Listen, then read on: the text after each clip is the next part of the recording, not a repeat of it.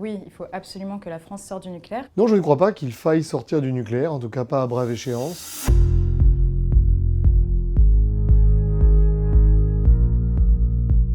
Il faut sortir du nucléaire le plus rapidement possible. Aujourd'hui, malgré les scénarios très optimistes, on ne peut pas sortir du nucléaire.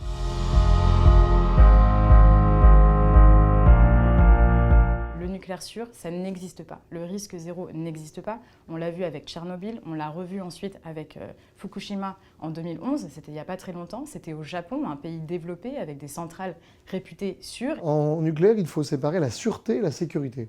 La sûreté, c'est, je dirais, le bon fonctionnement par rapport à un risque systémique, un générateur qui va subitement être défaillant. La sécurité, c'est une attaque terroriste. Nos centrales nucléaires vieillissent, elles sont bourrées de défauts, qu'ils soient des défauts de fabrication à l'origine ou des défauts liés à l'usure des équipements, au vieillissement des installations.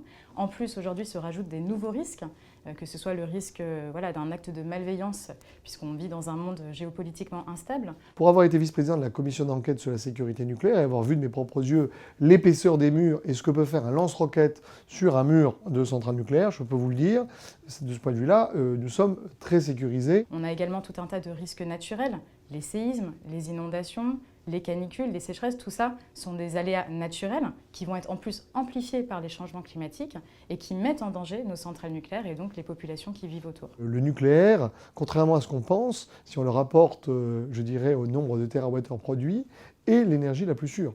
Vous avez 2,2 morts pour une centaine de térawattheures, à comparer, pour un accident, à comparer par exemple au charbon, où ça va être peut-être 10 fois plus.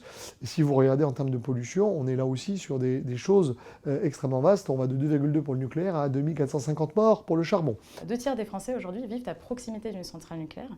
Ils sont dans un rayon qu'on appelle le rayon Fukushima, c'est-à-dire qu'en cas d'accident, ils seraient directement concernés et impactés par l'accident. Ils pourraient risquer d'être contaminés ou que leur sol soit contaminé. Ils risquent aussi d'être évacués. Il ne faut pas plaisanter, nous avons besoin du nucléaire, mais on ne doit pas transiger avec la sécurité et la sûreté de nos concitoyens.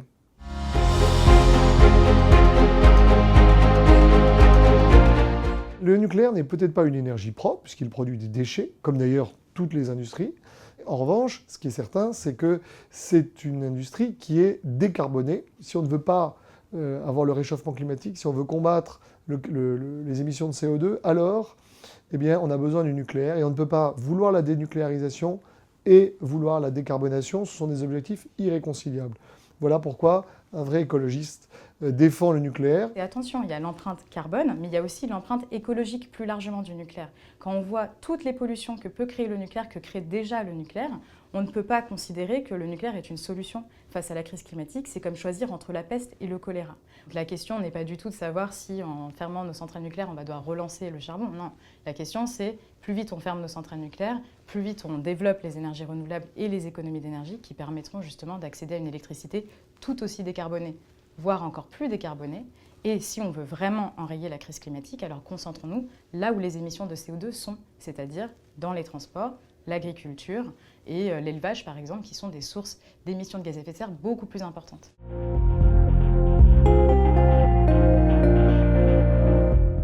Lorsqu'on parle de déchets nucléaires, en fait, on désigne des choses vraiment très différentes. Ça va de détritus qui sont un simple bobo sur le crâne si vous le saisissez, jusqu'à des détritus qui peuvent vous tuer en quelques secondes. Bon. Donc aujourd'hui, nous avons un plan de gestion de ces déchets. Un certain nombre, d'abord, ne sont pas considérés comme des déchets parce qu'ils sont recyclés, notamment à La Hague. C'est ce qu'on appelle le cycle du combustible usagé. Puis ensuite, vous avez des déchets qui sont moins dangereux, qui sont entreposés en subsurface, donc sous des modes de terre. Et puis, les déchets, je dirais, les moins valorisables, les plus complexes, eux, eh bien, il y a un projet qui s'appelle le projet CIGEO et qui prévoit de les entreposer à 500 mètres de profondeur, de telle manière à ce que lorsqu'ils reviendront à la surface, au bout d'1 million d'années, la radioactivité aura totalement disparu. Donc nous avons des solutions, et la France est d'ailleurs pionnière avec la Suède sur la gestion des déchets. Nous avons un savoir-faire de ce point de vue-là que nous pouvons exporter par rapport à des pays qui débutent dans le cycle, comme la Chine. C'est le talon d'Achille de l'industrie nucléaire. Ils essayent de faire croire à répétition que ces déchets sont recyclables. Aujourd'hui, ils ne sont pas du tout recyclés. Il n'y a aucune perspective de réutiliser ces matières. Donc ce sont des déchets qui s'entassent, s'accumulent un peu partout sur le territoire. On a quand même 950 sites partout en France pour entreposer ces déchets. Et on sait déjà que ces sites seront insuffisants pour accueillir la totalité des déchets liés au nucléaire. L'industrie, le lobby aiment à faire croire que cette question n'est pas une vraie question et qu'elle est traitée. Ça n'est pas vrai. Au contraire, cette année va s'ouvrir un débat sur la gestion des déchets nucléaires qui est extrêmement important parce que tant qu'on ne décide pas d'arrêter d'en produire, on est en train de dire à la population française qu'elle va devoir accepter de vivre avec des déchets nucléaires près de chez eux et pendant de très très longues périodes d'années. Encore une fois, les déchets nucléaires, c'est des centaines d'années au minimum, voire des millions d'années de matières toxiques qui vont rester sous nos pieds ou à côté de chez nous.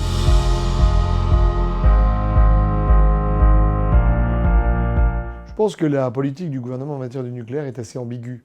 Dans la réalité, ils savent très très bien qu'on ne peut pas fermer des dizaines de réacteurs et pourtant ils conservent cet objectif à très lointaine échéance pour montrer qu'ils ont, je dirais, un objectif vert. Et puis dans le même temps, ils investissent massivement dans des énergies alternatives sans pour autant avoir toujours le financement, parce que quand on passe de crise des gilets jaunes, à un moment donné, c'est le réservoir à essence qui vous finance tout ça. Donc je crois qu'il faudrait être un peu sérieux là-dessus et revenir à la réalité et à ce qu'on peut effectivement faire. La politique du gouvernement aujourd'hui, elle est 100% irresponsable. On est dans une fuite en avant. Le président d'EDF a lui-même dit « le nucléaire, c'est comme le vélo, il faut continuer de pédaler pour ne pas tomber ». C'est un raisonnement complètement absurde. Depuis qu'Emmanuel Macron a été élu, il a pris un certain nombre de décisions pour prolonger la durée de vie des centrales nucléaires.